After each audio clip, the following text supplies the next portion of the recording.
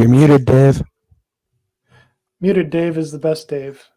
Good morning, good evening, and good afternoon. I'm Muted Dave. Nice to meet you all. Welcome to 60 minutes of unscripted and unprofessional .NET entertainment, apparently.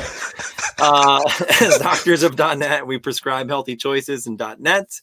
So like I mentioned, I'm your host, David Pine. I'm here with Cam Soper and Scott Addy. And our guest today is Samir Mansour. And welcome to the show. How are you today, sir? I'm good. Thank you so much. It is such an honor to be next to all of you guys. I've been reading all these articles about IoT and .NET, and I see your names everywhere, and so it's pretty amazing to be on the show, especially on this YouTube channel. I guess I did not realize that your show plays on the .NET YouTube channel, so I was super excited when I found out about that. Oh, awesome. Yeah, we're super excited to have you. So give the world an introduction to yourself. Who are you? Where are you coming from? What are you all about? Yeah, so I'm Samir Mansour, and I will briefly talk about where I came from as well. But I essentially started a company called The First Prototype, where we do consulting specifically for mobile application development using Xamarin and other cross-platform tools. But Xamarin is usually the one that gets the most attraction because people realize that it's awesome, it's .NET, and you can do whatever you can do with native development in Xamarin. So that's a little bit about myself. I will talk a little bit more as we go through. Awesome. Yeah, so I know that we've got a bunch to talk about. You're going to talk about IoT, Raspberry Pis, iPhones. You mentioned VNC before, which is awesome. And all of it in .NET and C#. So why don't we just jump into the checkup doc that relates to our conversation for today.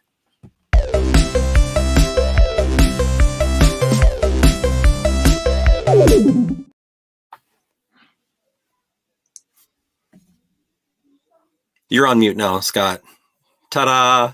Wasn't just me. All right. In keeping with the theme and how we kicked off the show, I'm Muted Scott, and this is the checkup doc.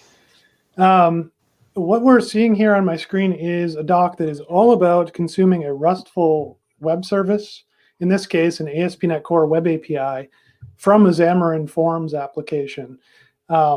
We have an amazing to-do list app here that we've built in Xamarin Forms, because I know y'all love to-do list apps. Data for this to-do list app is stored in the underlying data store the RESTful service connects to. The data for the app is also retrieved from that RESTful service. This web API, this RESTful service we're connecting to, only contains 4 action methods. There's a reason for that. We're trying to demonstrate CRUD operations in a mobile application using a web API. So one action for creating, one for reading, another for updating, and the last one is for deleting. So what you're going to see in this doc here are just a bunch of sections. The top here is explaining just what a RESTful service is, how you would handle JSON payloads in .NET applications. In this case, it's using Newtonsoft or JSON.NET. You could also use system.text.json. This is just a real quick screenshot here, an emulator showing what this to-do list app looks like. And then we finally get down to what you came here to learn about, which is consuming the service. And so this is just a real simple table showing what those endpoints are in the web API. Again, the endpoints to support the CRUD operations. And if we scroll down further, probably the most important section in the doc is this section entitled Creating the HTTP Client Object. I want to draw attention to this particular section because it's this HTTP client object that is responsible for managing the connection to that API. It will send and receive requests to the API. An alternative to what you see here in this code snippet is what's known as the iHTTP client factory. I call this out, as I've called out in past episodes, because it's not mentioned here in this doc. iHTTP Client Factory is an alternative to the approach you're seeing in the code snippet here. Something that was introduced in .NET Core 2.1. Really, the takeaway here, the thing you should know, is you would use iHTTP Client Factory to avoid things like socket exhaustion or DNS resolution issues. This is all very well documented over at docs.microsoft.com if you were to navigate to the .NET documentation. To dig into that a little deeper, if you were to use the iHTTP Client Factory, instead of just directly using an HTTP client instance, life is good. You have very little to worry about. If you absolutely know what you're doing, by all means, use the HTTP client object instead of the factory. The real issue here is when you're using a using statement with an HTTP client object. Sure, the object is disposed, but the underlying socket opened by that object isn't immediately released. And that's where you can run into this socket exhaustion problem that I referred to. That all goes back to just the way the default constructor of the HTTP client object works. And what you're going to find in the rest of this doc are 4 additional sections, again, just showing how you would support the CRUD operations, in this case, in your Xamarin Forms application. So retrieving data, for example, is going to show you how to read data from the API using an HTTP GET request. And it talks about, hey, more than likely, if that request succeeds, you're going to get a status code of 200 back. You're going to see the same thing here in the creating data section. This is all about sending an HTTP post request. And if that succeeds, you would get a 201 code back with the endpoint to the newly created resource. We've got a lot of guests here that are specifically asking for Cam to say cowboy, and there's a bunch of discussion back and forth here. So I'm just going to pause for effect and let Cam say cowboy, and we'll continue on. Cowboy. So random. So random. Okay. Cam, were any cowboys harmed in the making of that? So I do have a question, Scott, that might make for an interesting conversation for our viewers. So you made a comment earlier about how much we love to do app docs. Can you expand on that a little bit? Well, not me personally, so maybe you can expand upon that. I'll throw it right back over. Okay, so as doc authors, there exists a continuous struggle anytime we write a tutorial in that it's a struggle to define how to write a tutorial that doesn't involve a to-do app. I mean, I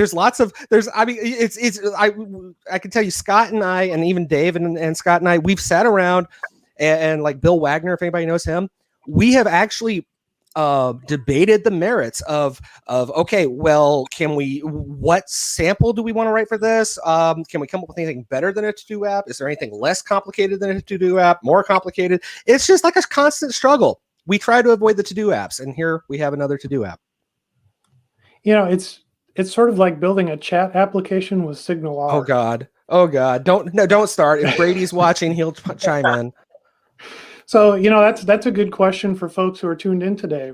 Now, what type of sample applications would you like to see in the documentation as an alternative to this to-do list app that seems to pop up everywhere? Actually, that brings up a good point. The to-do app is kind of like a hello world. We have an expectation as to what it's supposed to do. Everybody in the world knows what a to-do app is supposed to do, right? So maybe that is the ideal sample app, and we're just tired of writing about it. Maybe so. With that, why don't we transition into the hallway track where Cam can say the word cowboy again? A bunch more times. Let's go.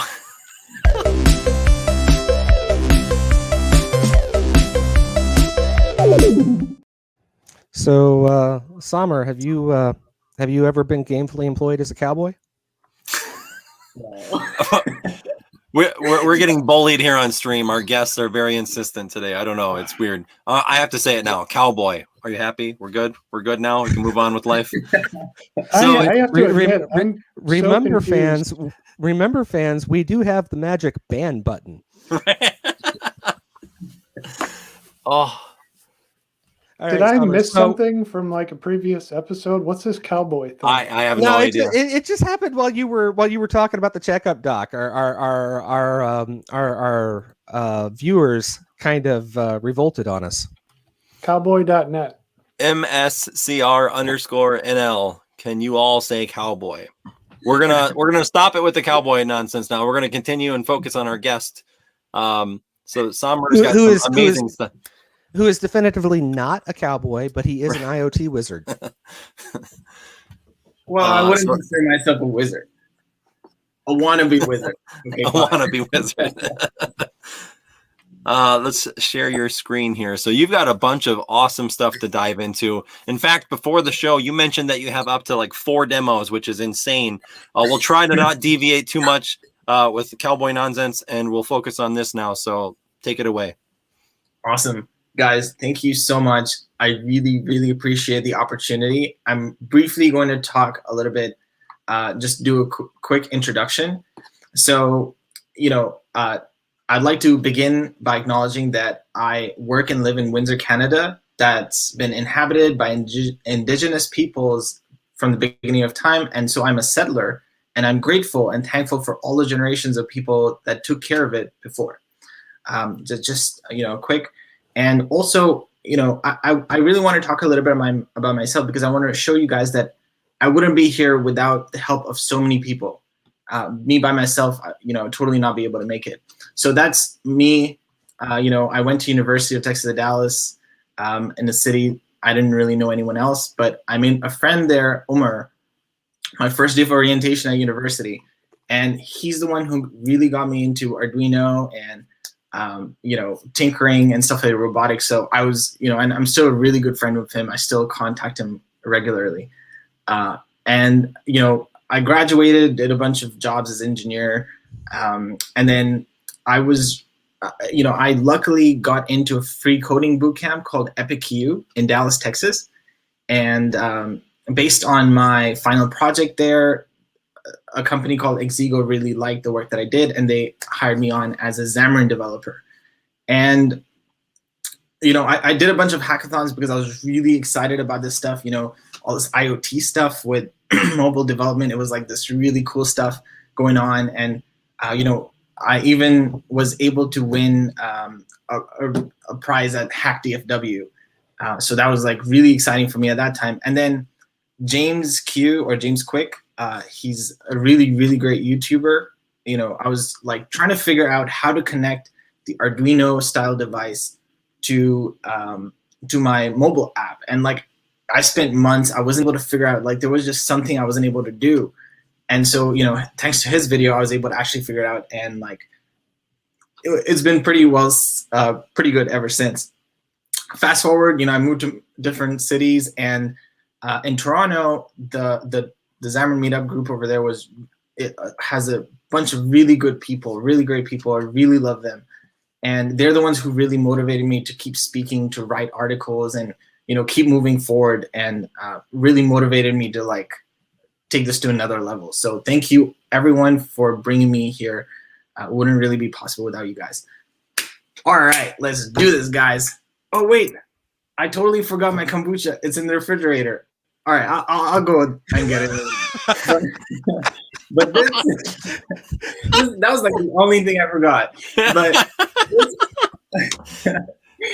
quick heads up, this tutorial or this video is best enjoyed with a chill kombucha drink. So if you have it, real quick, we actually, not everybody on, I'm not gonna name names, but not everybody on the .NET Docs show staff here actually knew what kombucha was. So can you go ahead and give us a real quick definition of what kombucha is for folks who may not have been exposed to it before? All right, sure. Yeah, that's a really good point, because I spoke in Colombia about this, and like they didn't know what kombucha was either, and I didn't realize that. And then later on, they asked that question. So it's good that you brought that question up initially. So kombucha is a drink. It's kind of like tea, but it's fermented, and so it has really good gut bacteria. So it's really good for your stomach, for your digestion, and so it's it's kind of like soda, in like the feeling, or like beer, but it's like good for you, so it's like, and that's kind of why it's expensive. So And it's and very if I could hipsterish now. if I can just interject something, I have a very good friend who is actually a doctor with the VA, and she's told me now that there's not like hard and fast peer reviewed studies on this, but there is evidence that shows that fermented foods such as kombucha and kimchi and sauerkraut, that those actually attenuate the symptoms of COVID-19 if you catch it. Just FYI, if you drink a lot of kombucha or eat a lot of sauerkraut, your symptoms may not be as bad. But Interesting. we do not distribute actual medical advice, despite the fact that we are doctors of .net. So Yeah, don't disclaimer, big take that. disclaimer. Yeah, always consult with your actual doctor, please. Yes, definitely. One other question we had Samir, one real quick question. Someone was asking if you're a front end or back end engineer, like which do you consider yourself? Definitely, I would consider myself kind of full stack, but more of front end development for sure. Awesome. Yeah. Okay. So I usually never use the word inspo ever in my life, but there was no space on the slide. But it basically stands for inspiration. So whenever you try to achieve something, you have to have really good inspiration. So our inspiration is getting that kombucha. We essentially, when I worked as a consultant at Slalom, I was building out the My Spectrum app. You guys probably use like either Comcast or Spectrum Internet, and so the My Spectrum app hit like 5 million, top 5 on the iOS app stores, and it's built in Xamarin. And when I worked there, they used to have a kombucha dispenser, but it was on a different floor.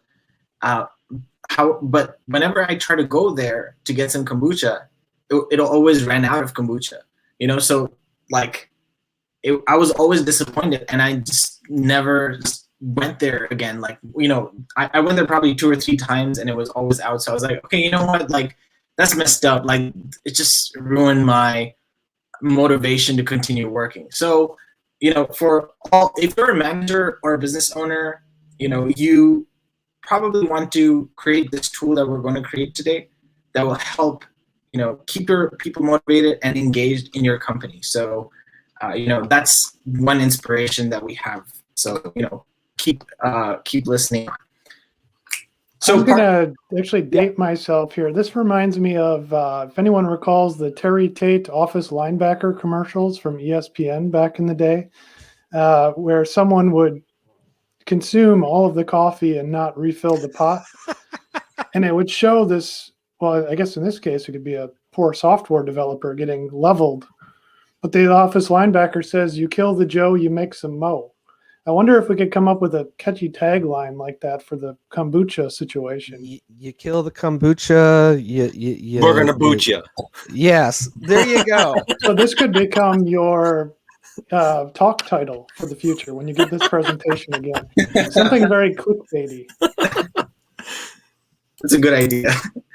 So the first part, because we're going to use mobile development over here, and your employees are essentially going to be downloading a mobile app. So we're going to talk a little bit about what we're going to use to build the mobile app. So thanks to Miguel de Casa and Nat Friedman many years ago, we are able to create cross-platform mobile apps using .NET and C#. And Microsoft bought it out, and so here we have Xamarin. We're going to talk a little bit, try to build your first mobile app so that you guys understand, from scratch, if you have no idea what's going on, what to do. And it's going to be really quick. I'm not really going to spend too much time on it because we have a long way to go. But this is Xamarin's mission, make it fast, easy to create great mobile apps. There's a major question that I get all the time is, what's the difference between hybrid versus cross-platform? So from all my research and all these years that I've been doing mobile app development, there isn't really a good definition, and there's no consensus about what is hybrid versus what is cross-platform. People will call the other hybrid, people will call the other cross-platform, but like there isn't really a good demarcation as such. But the way I see it, my personal definition is if you have access to the native APIs, to all of them, native user interfaces, native performance, then you have cross-platform development. Otherwise, it's just hybrid. And Xamarin definitely does all of that. So it's definitely cross-platform. And then the other thing to note is that there's two ways that you can go about with Xamarin. You can go with the native route, or you can go with the Xamarin Forms route. Xamarin Native was traditional, where people would build out the UI in the native code. So you'd have storyboards, you'd have XML files, just as if you were doing native development, but instead of using Java or Swift or Objective-C, you were using C#. So this was back in like 2013 or something like that, or maybe even before that. But it was really, really popular because of that. It was like the first thing that let you do it. But now, like Xamarin Forms has become really, really popular and very stable. And so essentially what Xamarin Forms lets you do, it lets you just create the UI once. So you don't have to deal with storyboards or XML files. Very, very simple. I call it the instant app maker. And with just basic C# skills, you can have someone maintain an app, which is great. Maintain and publish stuff into the app stores. So if you look at native development, the learning curve is massive. So this is really, really amazing what Xamarin has been able to do. So getting started. If you guys want me to go slow, let me know. But this is very, very basic stuff. You just have to download Microsoft Visual Studio. If you're using a Mac, download VS Studio for Mac, or Visual Studio itself. You cannot use Visual Studio Code. Just get the latest one and just select Xamarin. So once it's installed, just tap on Visual Studio and just say new project, select the Xamarin Forms app. So just hit app, Xamarin Forms app, put the name, and just hit create. And then select iOS, say debug, and select whatever simulator you want to build it on. That's simple. And you've created your first mobile app. You don't have to do anything, guys. Just go, if you haven't already, I highly recommend go download Visual Studio, build your first mobile app, and install it onto your phone. Tell the world that you created your first mobile app. It's so simple. You just had to do a bunch of button clicks, no coding required. Okay? Now, Summer, if you don't mind, I have a question at this point. So let's say, I'm looking at your last screenshot here. Let's say I am a hardcore Android user, not using an iPhone.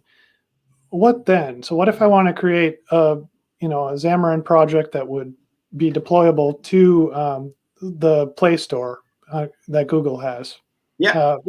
It's the exact same thing, but instead of iOS, you just select Android, say debug, and then if you have an Android emulator installed, you can basically select that, or you can just hook up your own phone.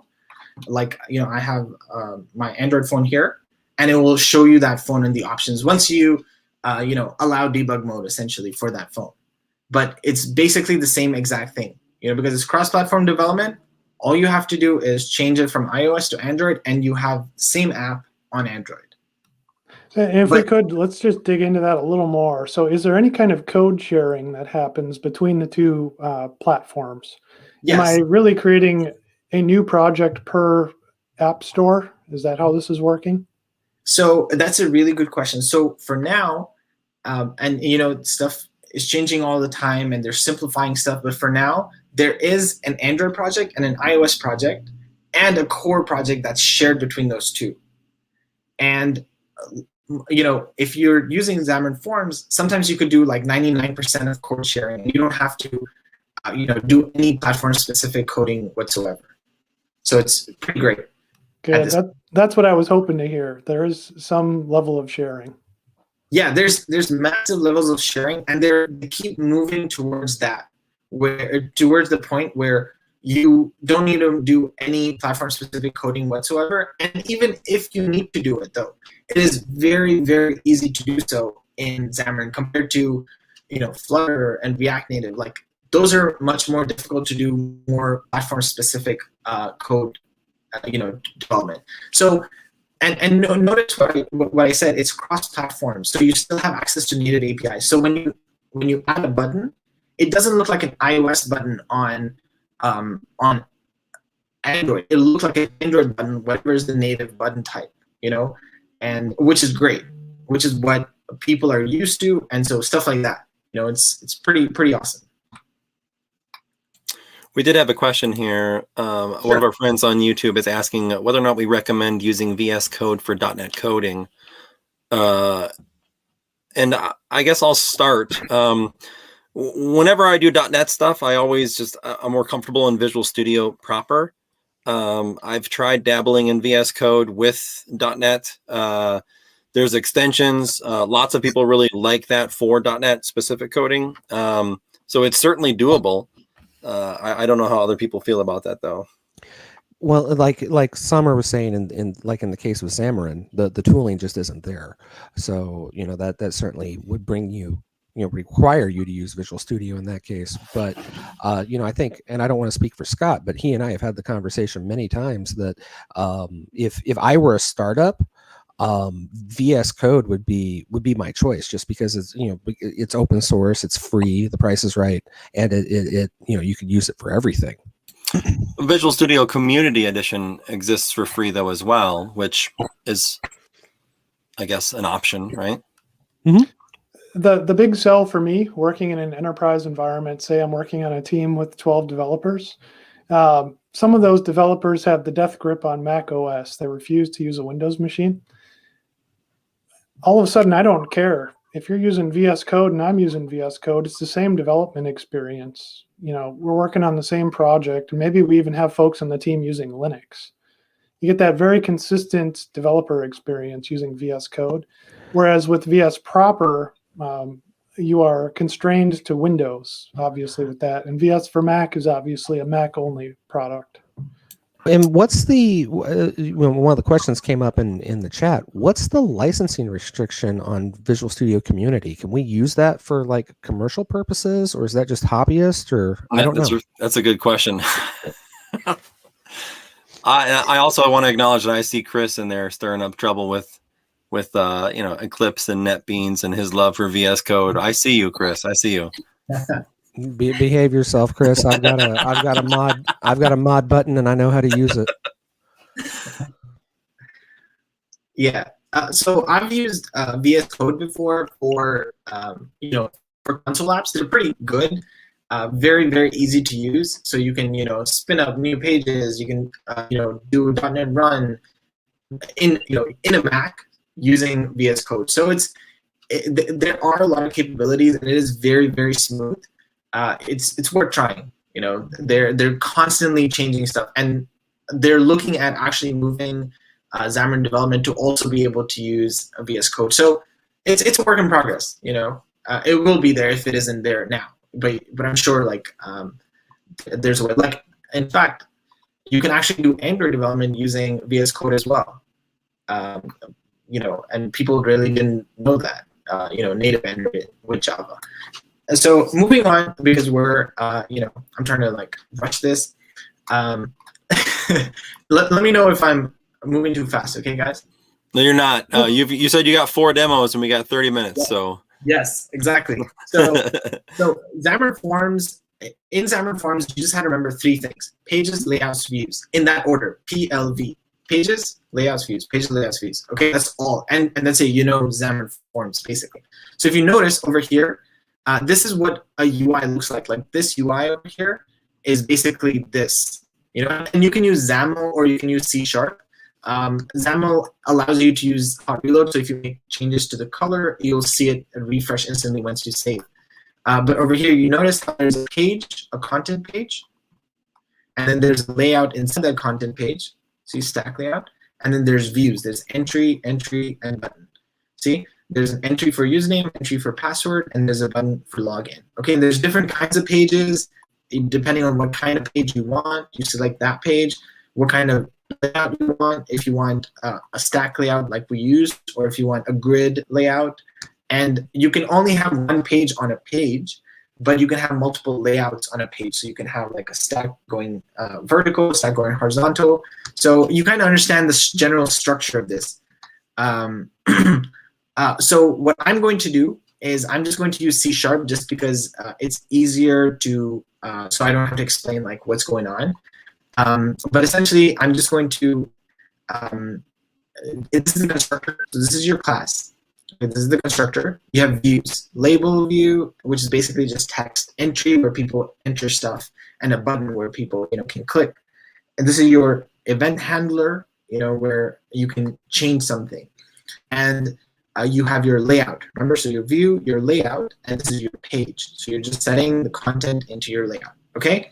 So this is what it looks like, and I'm just going to do a quick demo. So you guys are able to build, deploy, and run your first mobile app. So if you go to SamarM/Where's My Kombucha on GitHub, you will see most of this code over there. So I'm just going to copy some code. And let's see. So I'm just going to get that from there. So we're going to build a page like a Crush Finder app to see if someone has a crush on you or not. Okay. Who do you want to see if that person Are you has a crush sharing on you? the right screen? Because we still see Yeah, demo 1. Oh. You don't see.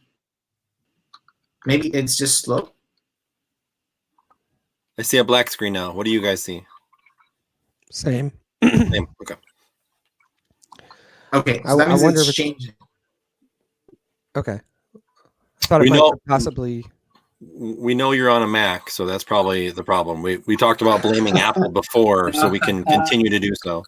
Are you guys able to see it now? No, I still see a black screen with the cursor and a mouse. So could this be one of those things where like your browser is running in like user mode and your IDE is? Oh, Oh, there- wait, there we go. There it goes. There it goes. Whew, Okay. I see it. Okay, cool. So here is Visual Studio for Mac. And this is your simulator over there. What I'm going to do is, just like I mentioned, we're going to create a new solution. Oh, wait, what just happened here?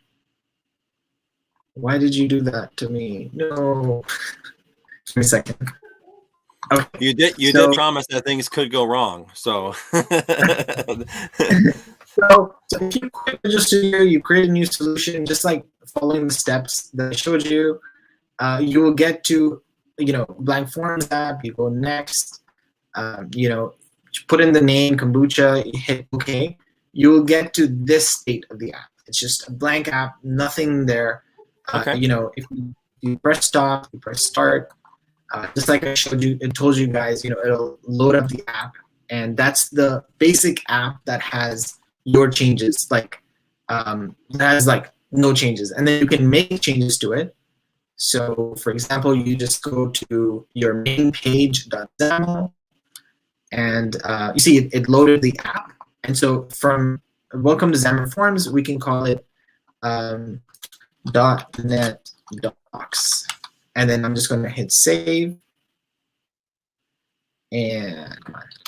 And if you see on the left, it actually updated to welcome to .NET Docs. So you have that instant hot reload. That's what they call it. Okay, pretty cool. But what I'm going to do is I'm going to change the code to just use C#. Oh my God, come on. Don't do this to me. Okay, so You're okay. Don't worry about technical glitches. You're all good, man. yeah. We all understand that there's internet things and VNC and the remote sharing and pushing out your video content in sync with your screen sharing, which you're running, an app that's pushing Xamarin updates live to an emulator. So there's lots of moving parts. Not a big deal. Yeah, you're doing far better than I would trying to build an app like this. To be clear, I wouldn't have a clue how to start. So And where's your kombucha? You need that. No. Okay, so it's building right now, but essentially what I did is I just got that code from that GitHub page, and I put in the code over here, okay? And so it basically asks you, hey, type your crush's name here. And this is like literally, I just copied and pasted. There's nothing major. So Cam, tell me the name of a girl that you had a crush on when you were in high school. Marilyn Monroe. Okay, Marilyn. I don't know how to say Cam, that. the correct I answer actually- was cowgirl. You failed the test. No, I had I had actually several big posters of Marilyn Monroe in my room when I was in high school. Oh, nice. Nice, pretty cool. So let's find out if she likes you. Okay, let's tap on this. I What do you can think? I can be pretty sure she doesn't. She's dead. No, she ain't. Okay, maybe let's try again. Oh, okay. Okay. We'll just keep going with Marilyn. Oh, okay. Clicking isn't going to help,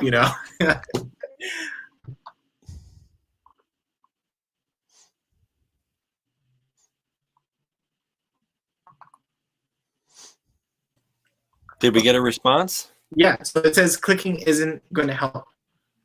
So Well, that's unfortunate. Oh, so yeah, if you look at the code, very simple. Just has your labels and then your views and your layout, and then finally you have your click handler that just counts how many times you've clicked. So you clicked once, it shows you this. If you clicked twice, it shows you that, or else it shows you, clicking isn't going to help. So very simple, very flexible, very cool stuff that you can do very quick with Xamarin Forms. Now, moving forward. oh, that was a lot of fun. So it looked like you were using an iOS 8 emulator. Is that correct? Yes, I was using an iPhone 8 emulator with the iOS 14.2. Got it. Yeah. So I'm going here. So we just did our demo 1. Okay. So that was not bad. Come on, move forward. Okay. So now let's talk about how to get it connected to the physical world. Okay. We use all these apps and there's all these servers and everything, but we don't really have it working with the physical world around it. So, things like, sensors and stuff like that. Like, how do we get that connection, that with the physical world with our mobile apps? So there are many things that you can use. Microcontrollers or Arduinos are one of the most popular things. So there's a difference between microcontrollers and microprocessors. Microprocessors are essentially computers like your Raspberry Pi, and a microprocessor is like your Arduino.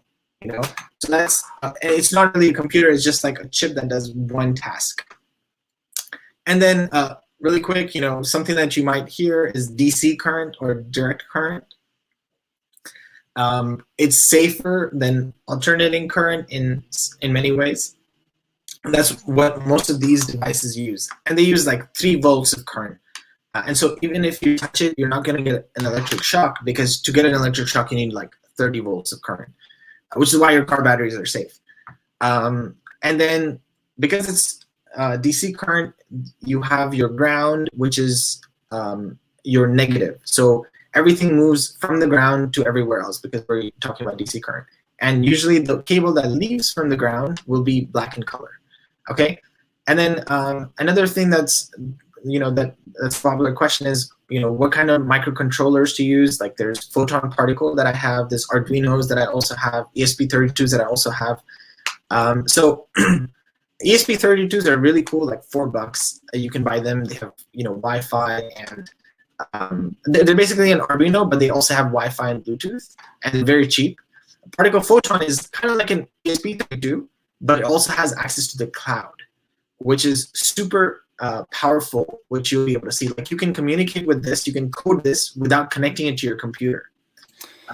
I just want to pause real quick and just acknowledge the fact that I'm such a nerd that I get excited by the name Photon Particle. Like that just sounds like a cool thing.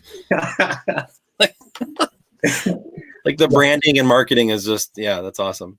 Photon Particle. Really cool, and it's very cheap to get started with them as well. Highly recommend getting into it. And then you have your LEDs, which basically go at your lights.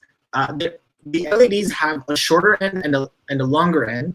The shorter end is the negative one. So, when you're placing it, just make sure that you have to put negative and positive in the right way. If it doesn't work, just flip it to the other side. It's not really going to burn if you put it the wrong way. And then, obviously we can code through the browser. We don't need like Arduino software or anything. You don't need any type of software on your computer. You just use, build.particle.io, as you can see on the right.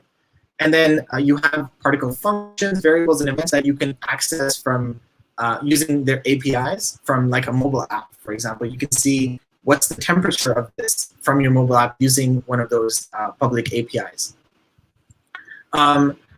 You do need to, for this, in order to connect this to the internet, you do need to download the Particle app on your phone, and then just set it up to connect to the internet. That's it. You don't really need to do anything else, and you just like place it on power. The other thing that you need to keep in mind is that each device has a unique device ID, and in order to access it through an API, you need to create a token, a person access token, and using the Particle token create command, you can essentially create the token. So you just go to your terminal, say Particle token create, and it will give you the token that you can use in your apps. You just need to download the CLI. There's a lot of documentation for it, but that's all you need, like just these. Some of the basics. What you're seeing here, obviously you're seeing a breadboard. This thing, white, is called a breadboard, where you can place all of the stuff while you're prototyping. And then you have your resistor. Summer, real quick, we had someone here in chat kind of let us know that they're visually impaired. So you're saying like you can see a lot, so it can just be a bit more descriptive, and that might help. Sure. Yeah, that's a really good point. And maybe you can also help me, add in some details. Maybe if I miss it out. Yep. But thank you so much for letting us know. So essentially, you have this a breadboard. It's a white kind of thing, plastic, and it has like a bunch of holes, and it's that way you can place your your electronic devices in it, because all these electronic devices also have these like sharp, pointy thingies that can be easily placed on these breadboards. It's like an industry standard. And so you have resistors. These are just terms that you need to know because that's what's going on. That's what you're seeing. So the resistor, it has like multiple colors on it, and it does. You place it in between your light and your power source, so it reduces the amount of energy that goes into your light in your LED, so that it doesn't burn out. Okay, so these resistors are pretty important. So to kind of reiterate that a bit, the breadboard's really like a circuitry playground where there's inputs and outputs, and there's different wires that we'll use to connect certain endpoints, so to speak. And as you mentioned, the resistors are going to help with, preventing overcharging or circuits and stuff like that, right? Like voltage traveling through. Yes, that is correct. And in order for current to pass, there has to be a potential difference, basically, or a voltage, so that the electrons actually pass through, and you're able to see the light go on and stuff like that. So this one over here kind of explains the flow of the direction. So it's the same picture again, and it just shows you flow of the current going from ground into your resistor, and then the resistor to the LED, then the LED through the wire to your D6 pin on your microcontroller. You see on your microcontroller it says GND, which is your ground, and the D6, which is your digital 6 pin, basically. So you're able to make a complete loop over there. This is just like general knowledge, so you guys understand what's going on, what's happening in this complicated structure, okay? You guys can rewind and understand this better. We don't really need to deal with it that much. So using the knowledge that we gained, we are essentially going to, we created this thing that we just simply place the microcontroller on top of on top of this breadboard in the specific way so that it connects, the right pins, and you'll notice that the light goes on. Oh, or it went on and then it went off again. Well, hopefully it goes on again. Let's see what's up with this. Oh, yeah, it's just I guess it's just refreshing because maybe I pressed the reset button by mistake. Maybe there's too much power. Oh, there. Yeah. Did you guys see that? The red light, a little light went on. So this microcontroller already has some code that it's running all the time. I didn't hit stop essentially. And so we're going to go through that process as well. But essentially, like currents are passing through, and it goes through this entire circuit, and we're able to make a connection. And then what we'll see after, once we push the code, and I'll show you guys how to do it.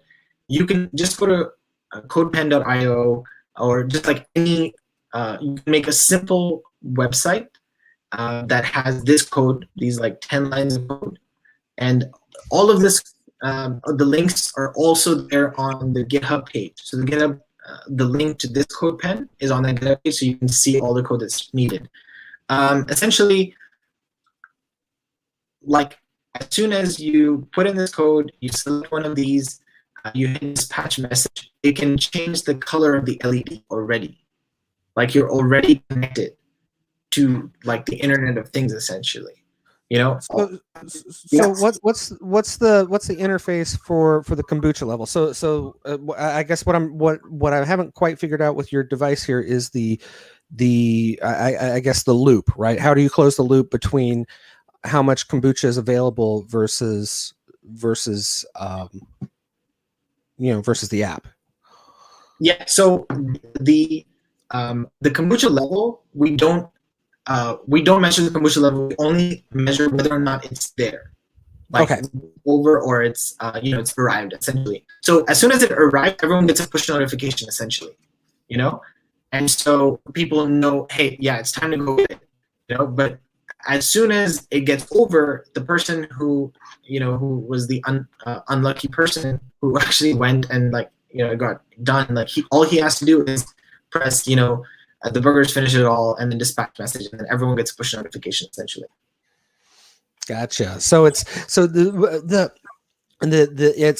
it's kind of a community awareness kind of thing, like a kombucha neighborhood watch app kind of thing. Kind of, yeah. And I mean, what they can also do is, you set the light in your office, you connect it to the light in your office, so it turns red or blue depending on whether or not you have it. That's cool. And we're actually going to get into that if we have time. So let's soldier on. Okay. So I'm going to show you guys this CodePen stuff as well really quick. And then what we're going to do is we're going to take this API and put in the device ID and access token and actually hook it up inside a mobile app.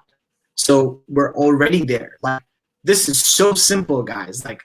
We're already into the mobile app, and you guys will see that. Okay. So demo 2, let's go. Now, when you go to particle.io, you essentially create an account if you don't have one. Obviously, you need to either have a Raspberry Pi or a Particle device. It's free to create an account if you have I think even if you have a Raspberry Pi, it's still free to create the account. Once you log in, it'll take you to this interface, which is kind of like where it's build.particle.io. It's where you put your code in, and it's C++. So for people who haven't seen this before, essentially you'll have your setup function and your loop function. Your setup function is called only once as soon as your device starts up, and then your loop function is what gets called all the time, like every millisecond. It keeps going through that loop function. So whatever you put in there, it'll call all the time. So whatever over here, the code that we have, it essentially, there's an LED function and there's a digital value variable that we are making public essentially for anyone to access. Okay, and what we're doing is we're saying, okay, LED 1 is going to be on our digital 0 pin, so D0 in the picture that I shared, and LED 2 is going to be on our D1 pin, okay? And that's the other LED light. And this one just basically is a function to toggle the LED. So if you call this function from an external API, it will toggle which one is on, essentially. And this is basically the code that's needed to do it. Very simple. It's just 39 lines of code. And I've shared this code in my GitHub repository as well, so you have access to it. And all you have to do is you verify that the code works, and you select which device. On your website, you select which device you want the code to be pushed onto. So you select, this device that I have in my hand is called Hunter_Ranger. So you select Hunter_Ranger, and then you just press the flash button, and it'll flash this device, and it'll, and it takes like 10, 15 seconds.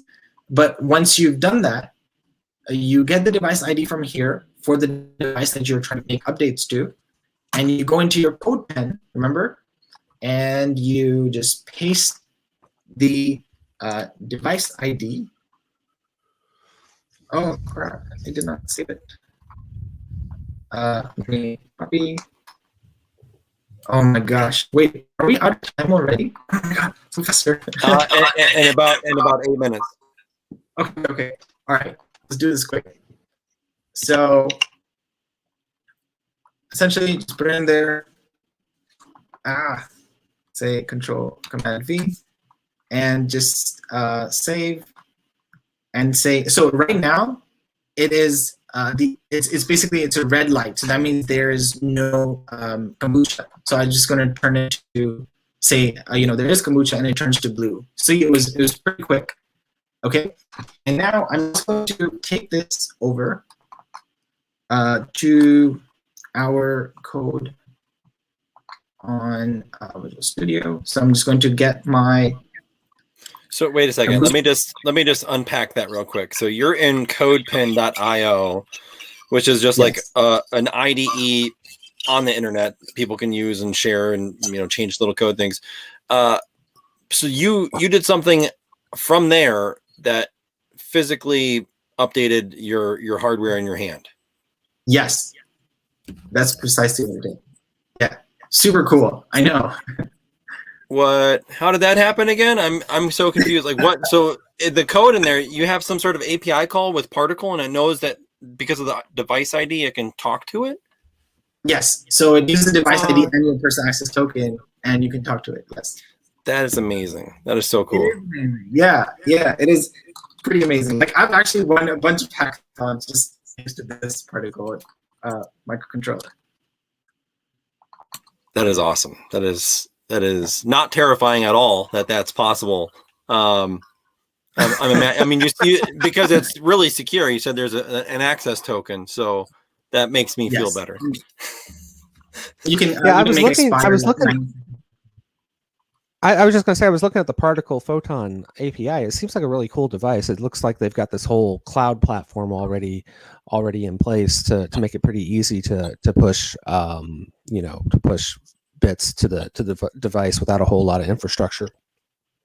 Okay, so once I basically just put in this new code that's there on GitHub, and I just push it on to the app.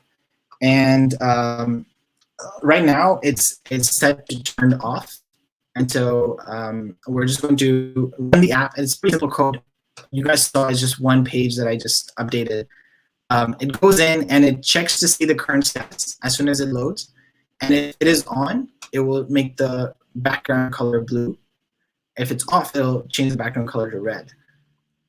So over here, obviously it's saying, oh, there is kombucha, so as soon as you load the app, it'll do the check. And now if, it's over, you press the empty button, and you notice it turned red. So I don't know if you guys are able to see because of the brightness, but you just say, oh yeah, there's kombucha, and it switched to blue. See, using your mobile. And really quick, because we don't have time. Now, why is this cool? Yeah, you can connect it with your phone and Xamarin, blah blah blah. But the reason it's because you can connect it to the Internet of Things. What exactly is the Internet of Things? So something like if this then that allows you to take the values from the device, so from your microcontroller. So like, is the LED on? Is the LED off? You can say if LED is on, then you can do like a million other things. And Cam probably knows about if this and that. You can make a phone call whenever there's a switch. You can send a push notification, a text message for free.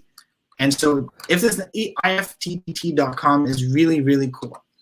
What I've used it with in the past is, checking the temperature of my place. Like, it was really cold. So I didn't really know how cold it was. So I just, hooked up one of these devices. I didn't really have a room temperature thermometer. So I just, hooked this up and connected it to Google Sheets. And so it, gave me the temperature over time on a Google Sheet. All I had to do was graph it.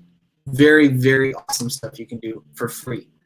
And so what we're going to do really quick is we're going to change hue lights based on this. So if you, oh wait, how do we do that?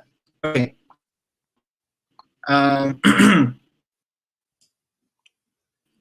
So if you go to ifttt.com and you essentially just create, so when you log in, you create an applet and you, come on, faster. You're okay, Summer. Don't worry about it. You can't make the internet go faster. That doesn't work that way. So if this, select your, whatever you want, but in our case, we're going to use a particle device.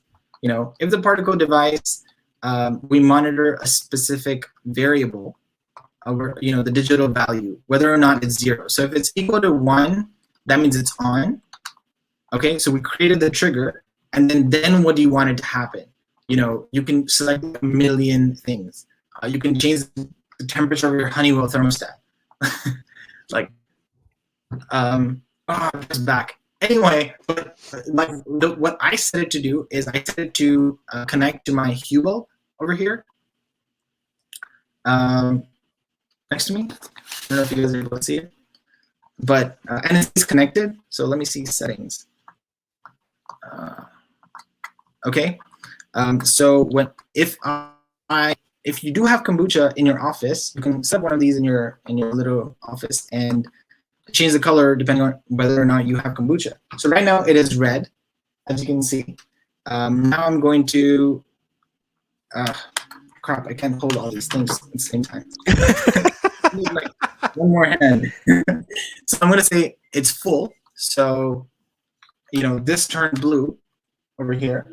And so the IFTTT, I think, is because I don't have a paid account. So it runs every hour. So I'm just going to press check now. How many times do I press check now? IFTTT, come on. It was working this morning. Come on. Wait, can you guys see the light over there? Kind of. Oh, how's that? There we go. Yeah. So it's supposed to turn blue. Okay, just imagine like it turned blue, guys. and if this and that actually does have there is a queue that the events go into, and sometimes they're delayed. Yeah. Okay. Anyway, so apart from that, I know we're like super out of time, and I'm just going to go over it very briefly. That one will change eventually, maybe after the call, because that's usually how it happens. It is always how it happens. Yes. Yeah, but essentially, if you want to switch to using a Raspberry Pi, all you have to do is run a few commands like that, and that's it. You don't have to do anything else with your Raspberry Pi. You need to know which cabling, which place to put your stuff in, and you hook up your cables based on either the diagram or the pin outlet, and you just say white and then black, and so you connect these over here, and then you remove this one, and you just replace it with your Raspberry Pi pins, and that's it. That's all you have to do, and you'll notice white. Yeah, almost did, guys. I know I'm out of time. You're You fine. guys are like, when is he going to We don't stop? mind. So I can, We like, don't mind running long. yeah, but all I had to do was, switch those 3 cables, and you see that it's running off of a Raspberry Pi that's not connected to my computer, and it's blue basically. What I needed to do over here in your build.particle.io is I just had to select this other Raspberry Pi to flash, and I just had to say flash, and it would go ahead and flash this instead. And then if I ever change the value to this other color, it would change this as well. This has been awesome. Yeah, there's an IoT hub section to it, but I can skip that over for some other time. I was going to say, I think we shared your repo, right, folks, or no? Yes. Okay. So are I people just able wanna- to ask you questions on there and interact with you that way? Yeah, like Twitter or email, whatever you guys want. I think you guys can see. Add me on LinkedIn. I'd love to know what you guys are doing, how you guys use this. Like, yeah, I love doing this stuff. Awesome. So I just want to point out, Samer, that this is a brilliant use case, honestly, of identifying a real world problem and taking the tools that you have and coming up with a clever solution to work with it. It's something that I don't think everybody realizes they can do. And I'm looking at you all out there in viewer land. If this kind of stuff is interesting to you, if you want to like play with wires and LEDs and do it all in .NET, I'm going to throw the banner up there again.